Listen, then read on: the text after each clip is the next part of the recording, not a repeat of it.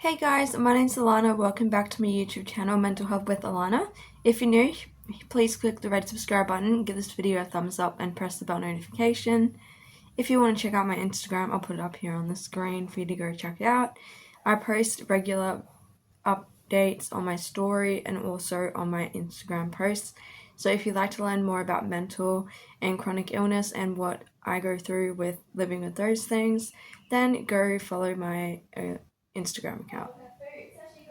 So for today's video, I'm going to be talking about how to fade self-harm scars quickly. Now, this is something that I have experimented with over the years and tested and tried a lot of things. And I'm going to start off with some things that kind of worked, and then I'll go to the things that really helped me. So one of the first things that I tried was the classic bio oil. Now this oil smells disgusting. It gives me really bad trigger memories because when I was a teenager I used to use it religiously, and that stuff did not do anything. It didn't help, it didn't work. It was not very good. It didn't really do what it claimed to do. It's supposed to fade scars, stretch marks, things like that. It didn't really help me at all, especially if you've got quite extensive scarring like I do, like quite bad scarring. Like, it just doesn't help. And I did use it like religiously for a long time, but it just didn't do anything. The second thing that I've tried is vitamin E cream. So I've tried vitamin E cream. Vitamin E cream did help the redness of the scars, like the purple, because they were kind of purple colored. It did help like fade the purple to like a more like red color.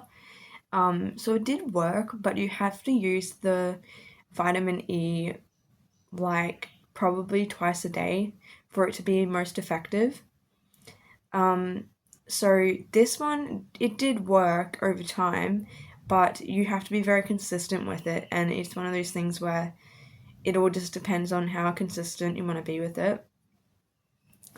Another thing that I tried was exfoliating my scars. So I would use like a chemical, I wouldn't use a chemical exfoliant. I would use a what do they call them? Non-chemical exfoliant. That's the ones that have like the sugar in it or beads, things like that. And I would use that. And this did help my scars flatten. It didn't help the color, the discoloration, but it did help them flatten because it was exfoliating it.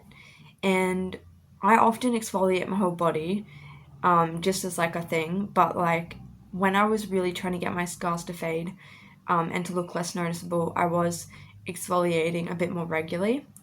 You have to be careful with this because you don't want to over exfoliate and irritate the skin, and you also need to make sure that your scar is like completely healed.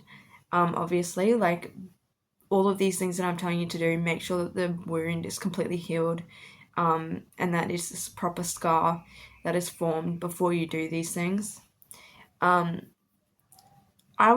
should have said this at the beginning, but the best way to prevent scarring is to use either steri strips or get stitches, or get it glued together, because this is going to minimize scarring. So I only ever got it glued together once, and I never used steri strips. I never got stitches. Like, I never went to the doctors really when I needed to, or emergency department when I needed to. And this caused significant scarring, and scarring that is now very permanent. And even though my scars, majority of them, have faded to white and have flattened a lot, so they're not as raised, you can still see them. They're quite obvious, they're quite noticeable.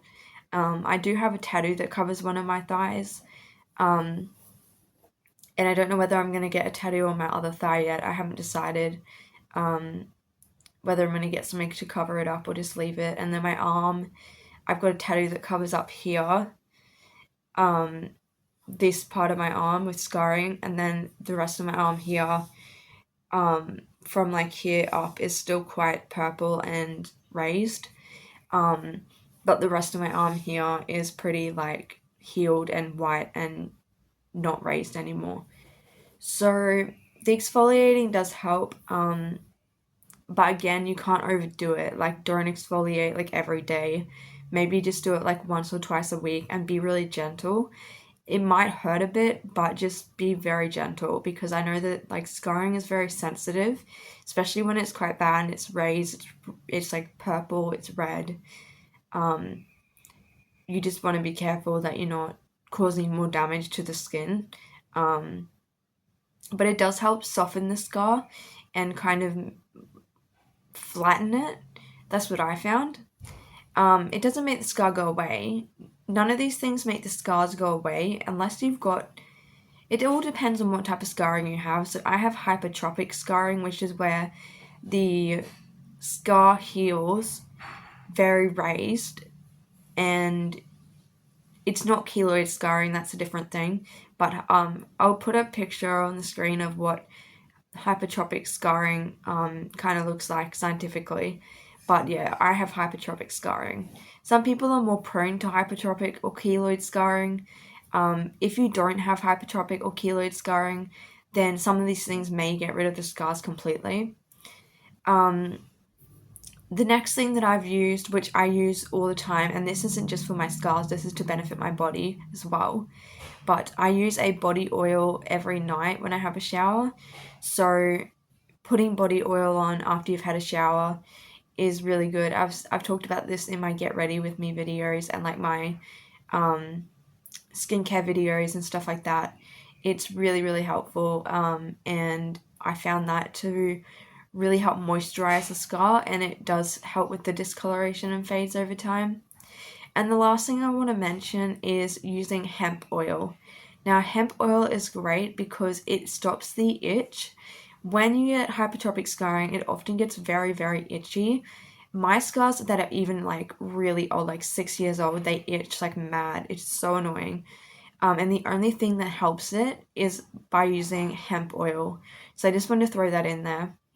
But those are the things that I've used to help minimize scarring. You can go to skin clinics and get like special laser done or procedures and different things for your skin. It's just very costly, and some of them do hurt a little bit, but it's up to you. If you know that's something you want to do and you have the money for it, then in all means go for it, because that would probably give you better results. But this is for like if you're just wanting to do something at home that's inexpensive and yeah, something that will help you. So I hope this video helped you, and if you have any suggestions on what you do, leave them down in the comments section. And if you have any video suggestions, leave it down below and I'll get to them. And I hope to see you in my next video.